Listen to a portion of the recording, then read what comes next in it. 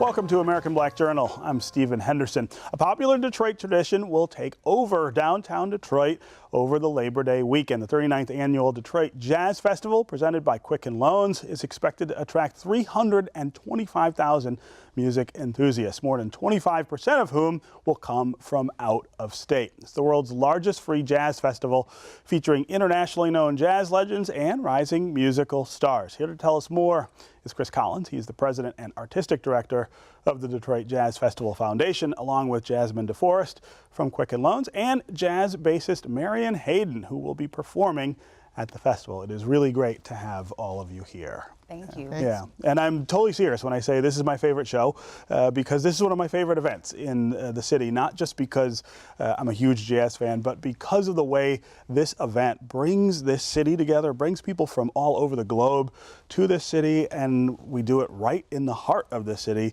in downtown. Yeah, one of the few in the world that is really right in the middle of a great city like Detroit. And you know, jazz as an art form is such a welcoming art form. It embraces all cultures and generations and points of view, and that's reflected in the Detroit Jazz Festival. Not only on stage, as you know, but on off stage with our patrons and the relationship between the artists. Any artist will tell you that the Detroit jazz audiences are some of the best in the world, and it really lends itself to a family atmosphere, an artistic atmosphere, an atmosphere for discovery. It's really special for the whole city, for the artists who visit us, and for those around the world who may join us on the live stream or through some other venue. Yeah. Let's talk about the headliners this year. That's one of my favorite parts of the festival. Well, you know, of course, at the Jazz Festival, everybody's a headliner. Yes, of course. These great artists, I got to tell you, you always discover something you don't expect. But we have our incredible legend, our artist in residence, Chick Corea, performing 3 different sets throughout the festival's acoustic band, electric band, and premiering a piece in the region here with our full Detroit Jazz Festival Symphony Orchestra, 62 pieces. It's going to be an amazing closing to the festival. And then we have, for the first year, the Rezident Ensemble. It's where an ensemble comes together and is a heartbeat of several performances. They've worked in the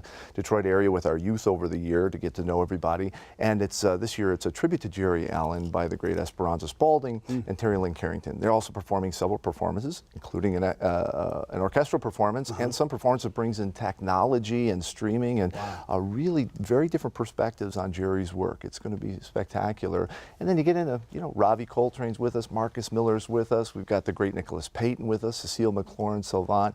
It's a pretty heavy list of players. Jasmin, this unfolds in your backyard there for Quicken Loans. It's been, correct me if I'm wrong, is this the 3rd year? 3rd year. See, I got that right. I've been paying attention.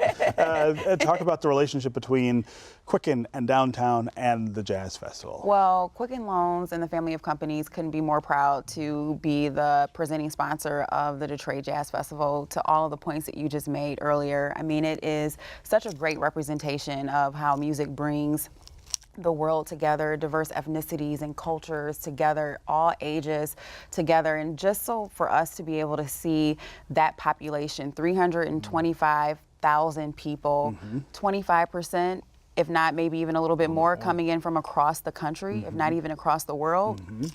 So it really shines a positive light on our city. So of course, we're into real estate development. We have invested hundreds of millions into the city of Detroit, but we also care about art and culture.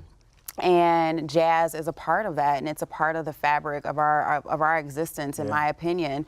And Chris Collins and Gretchen and the entire Jazz Festival team just does such a wonderful job bringing these artists together into our city, the programming, the production, the stages, all those sorts of things. So we're super excited to be a part of it again. Marion, I have to confess I am really, really excited that you are here because I've been a big fan of yours for a long time, and that there's a little bit of a personal bias there. I was a tuba player when I was a teenager, right?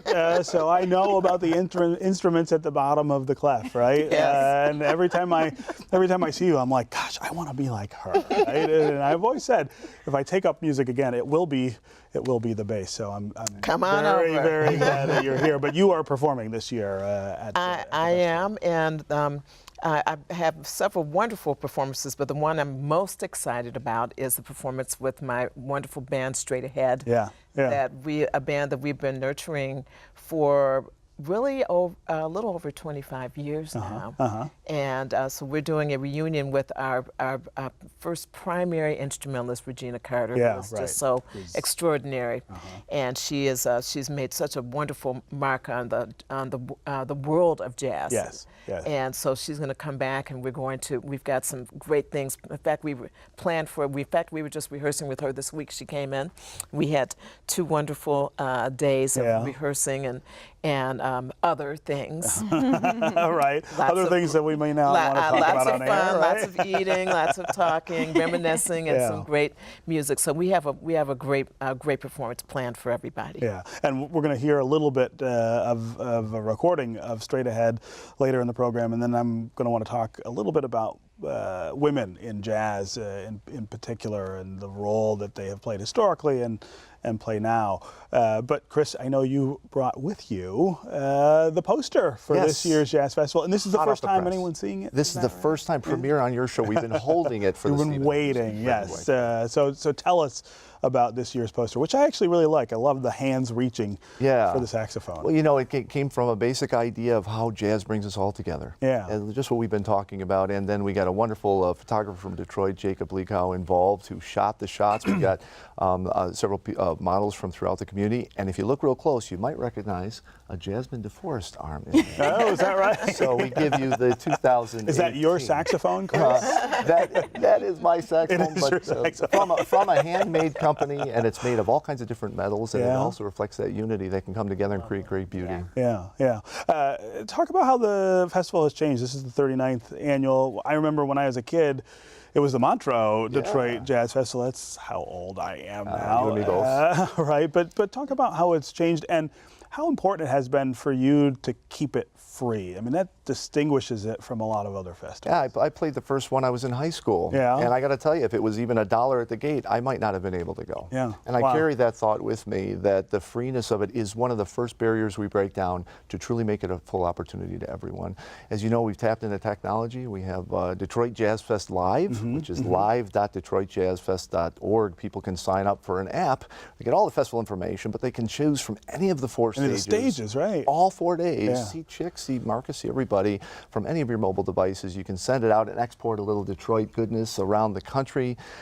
We've also done these particular series like the Artist in Residence, Rezident Ensemble, our Homecoming series where we celebrate things like the 25th anniversary of Straight Ahead and others, and also really making sure we're breaking down barriers to all communities. So we have our own Latino Jazz Project. We have a number of amazing world performers from Cuba and from North Africa and from New Orleans around the country, young and old.